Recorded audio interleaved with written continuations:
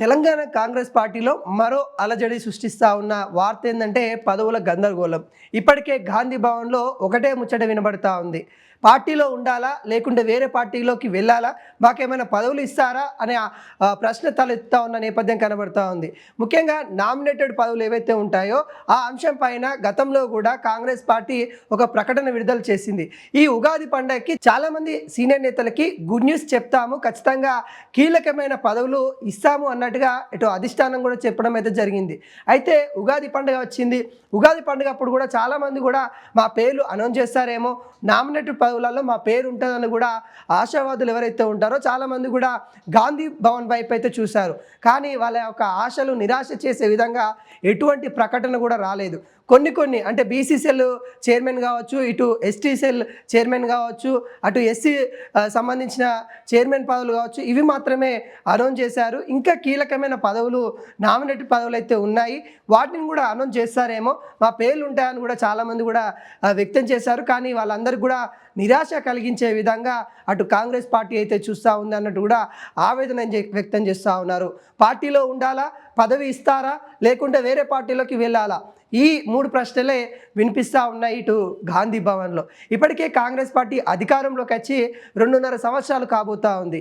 ఈ నేపథ్యంలో కాంగ్రెస్ పార్టీని నమ్ముకొని కాంగ్రెస్ పార్టీ జెండాని మోసిన చేతులు ఈరోజు అర్జించాల్సిన విధంగా కనబడతా ఉన్నాయి. అంటే పదవులు ఇవ్వండి అని కూడా అడుక్కునే పరిస్థితిలో ఉన్నాయి అన్నట్టుగా సీనియర్ నేతలు ఆవేదన చెందుతూ ఉన్నారు.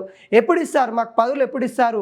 ఇంకొక 2 సంవత్సరాలు మాత్రమే ఉంది, తర్వాత ఎట్లా ఎలక్షన్స్ ఉండబోతూ ఉన్నాయి. మాకు పదవులు ఉన్నా లేకపోయినా ఒకటే, నామకే వాస్తే ఉంటాయి, ఎలక్షన్ కోడ్ ఉంటుంది కాబట్టి ఉన్న సమయాన్నైనా మాకు పదవులలో ఇచ్చేసి మమ్మల్ని ఆ పదవు ద్వారా ఎంతో కొంత ప్రజలకు సేవ అందిస్తాం కదా, మరి ఎందుకు ఇంత ఆలస్యం చేస్తూ ఉన్నారు అన్నట్టుగా ఇటు అధిష్టానం పైన అయితే మండిపడుతున్న పరిస్థితి అయితే కనబడతా ఉంది.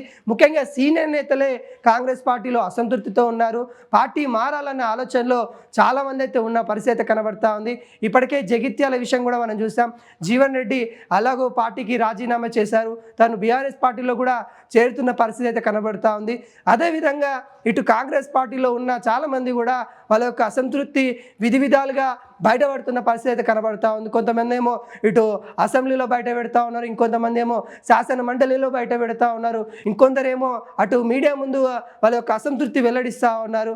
నేనే సీఎం క్యాండిడేట్ అనుకుంటా వాళ్ళే అనౌన్స్ చేస్తూ ఉన్నారు, నేనే మంత్రి క్యాండిడేట్ అనుకుంటా వాళ్ళే అనౌన్స్ చేస్తూ ఉన్నారు, నాకు ఈ పదవి రాబోతా ఉంది అన్నట్టుగా వాళ్ళే స్టేటస్ పెట్టుకుంటున్న పరిస్థితి కనబడతా ఉంది. మరి ఇంకెన్ని రోజులు ఇట్లా కాంగ్రెస్ పార్టీని నమ్ముకున్న నేతలకి ఇలానే ఉండాలా, ఇలానే మరి ఆశ వ్యక్తం చేస్తూ టైంపాస్ చేస్తూ ఉన్నారు, మేము ఇలానే ఏదైతే మాకు ఇక పదవి వస్తుందని చెప్పుకుంటా ఎన్ని రోజులని మా యొక్క అభిమానుల దగ్గర ఇలానే చెప్పుకుంటూ ఉండాలి అన్నట్టుగా ఇటు అధిష్టానం పైన అయితే చాలామంది నేతలు అయితే సీరియస్ అవుతున్న పరిస్థితి అయితే కనబడతా ఉంది.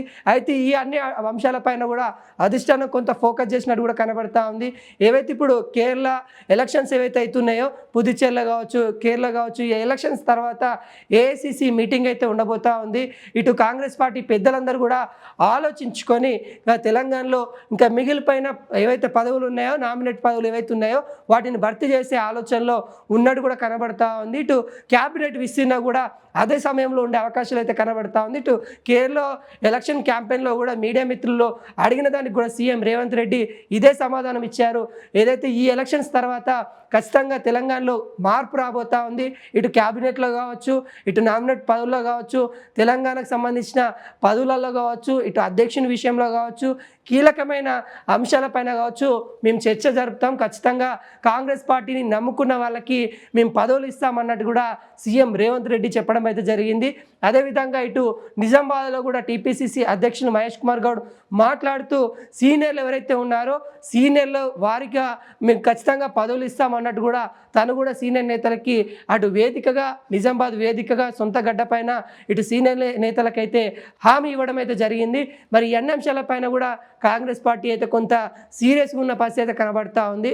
ఎవరిని కూడా వదులుకోవడానికి కాంగ్రెస్ పార్టీ సిద్ధంగా లేదనే విషయం అయితే మనకైతే క్లియర్ కట్గా కనబడతా ఉంది. కానీ సీనియర్ నేతలు మాత్రము పదవిస్తారా లేకుంటే పార్టీ మారాలనే ప్రశ్న అయితే తలెత్తుతున్న పరిస్థితి అయితే కనబడతా ఉంది. వాటన్నిటికీ చెక్ పెట్టడానికి త్వరలో ఒక ప్రకటన ఉండబోతుంది అన్నట్టుగా సీనియర్ నేతలు అయితే చెప్తా ఉన్నారు. మరి చూడాలి ఎటువంటి ప్రకటన ఉంటుంది, ఆశించిన నేతలకి పదవులు వస్తాయా లేదా అనేది కూడా వేచి చూడాల్సిన పరిస్థితి కనబడతా ఉంది.